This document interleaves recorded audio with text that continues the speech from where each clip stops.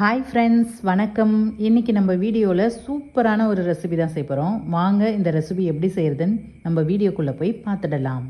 இது செய்யறதுக்காக நான் ஒரு பவுலில் ஒரு கப்பளவு பச்சை வேர்க்கடலை எடுத்துக்கிறேன், ஒரு கப்பளவு பச்சை பயிர் எடுத்துக்கிறேன். இது ரெண்டையும் நான் சம அளவு எடுத்து ஒரு பவுலில் சேர்த்து 2 தடவை நல்லா கழுவிட்டு நல்ல தண்ணி ஊற்றி ஒரு 4-5 மணி நேரம் நல்லா நம்ம ஊற வச்சுக்கலாம். நம்ம ஊற வைக்கிற பொருட்கள் எல்லாமே நான் எந்த கப்பில் எடுக்கிறோமோ அதே கப்லேயே அதே அளவு நான் எடுத்துக்கிறேன். இப்போ இதை நல்லாவே கழுவியாச்சு. இப்போ நான் நல்ல தண்ணி ஊற்றி ஊற வச்சுக்கிறேன். வேறு ஒரு பாத்திரத்தில் ஒரு கப்பளவு கடலைப்பருப்பு, ஒரு கப்பளவு தோரம்பருப்பு, இதையும் நல்லா 2 தடவை கழுவிட்டு அதுக்கப்புறம் நம்ம நல்ல தண்ணி ஊற்றி ஊற வச்சுக்கலாம். நான் அந்த ஃபஸ்ட்டு எடுத்த பவுல் சின்னதாக இருந்ததுனால பருப்பை தனியாக நான் ஊற வச்சுருக்கேன். நீங்கள் ஒன்றா கூட சேர்த்து இந்த 4 பொருளையுமே ஒன்றா சேர்த்து கழுவிட்டு நீங்கள் ஊற வச்சுக்கலாம். இப்போ இது 5 மணி நேரம் நல்லா ஊறி வந்துடுச்சு. தண்ணி இல்லாமல் எடுத்துட்டு நான் இந்த பச்சை பயிறு, வேர்க்கடலை, அதுக்கப்புறம் தோரம்பருப்பு, கடலைப்பருப்பு எல்லாத்தையும் தண்ணி இல்லாமல் வடிகட்டிட்டு மிக்ஸி ஜாரில் சேர்த்துக்கிறேன். அதுக்கப்புறம் ஒரு பெரிய சைஸ் வெங்காயத்தையும் சேர்த்துக்கிறேன். அதுக்கப்புறம் ஒரு 6 காஞ்ச மிளகா, ஒரு 10 பல்லு பூண்டை உரித்து சேர்த்துக்கிறேன். ஒரு சின்ன துண்டு இஞ்சியும் சேர்த்துக்கிறேன்.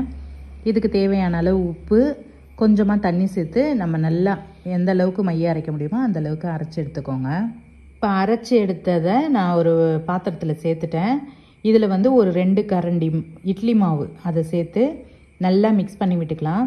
தண்ணி தேவைன்னா நீங்கள் மிக்ஸி ஜார்லேயே கொஞ்சம் தண்ணி ஊற்றி அதையும் ஊற்றிக்கோங்க. உப்பு சரியாக இருக்கான்னு பார்த்துக்கிட்டு நல்லா மிக்ஸ் பண்ணிவிட்டு நம்ம தோசைலாம் எப்படி ஊற்றுவோமோ அதே போல் தோசை ஊற்றி எடுத்திங்கன்னா செம்மையாக இருக்கும். கண்டிப்பாக ஒரு தடவையாவது ட்ரை பண்ணி பாருங்கள்.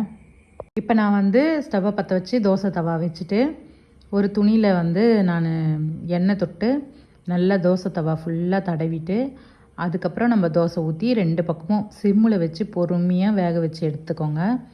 இதுக்கு தொட்டுக்கிறதுக்கு நீங்கள் தேங்காய் சட்னி, கார சட்னி சூப்பராக இருக்கும். இந்த மாவை நீங்கள் உடனே தோசை ஊற்றி சாப்பிட்லாம். அப்படி உங்களுக்கு ஒரு 2 நாளைக்கு தேவைன்னா நீங்கள் ஃப்ரிட்ஜில் வச்சு யூஸ் பண்ணிக்கலாம். உப்பு நீங்கள் தோசை ஊற்றும் போது நீங்கள் உப்பு சேர்த்து தோசை ஊற்றிக்கோங்க.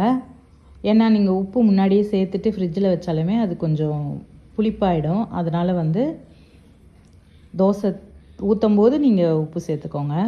இப்போ பாருங்கள் தோசை எவ்வளோ மொறுமொறுன்னு செவந்து வந்துச்சு. பார்க்குறதுக்கே எவ்வளோ அழகாக இருக்குது பாருங்கள். டேஸ்ட்டும் செம்மையாக இருக்கும். இந்த வீடியோ உங்களுக்கு பிடிச்சிருந்தா ஒரு லைக் மட்டும் கொடுத்துருங்க. அடுத்த ஒரு நல்ல வீடியோவில் பார்க்கலாம்.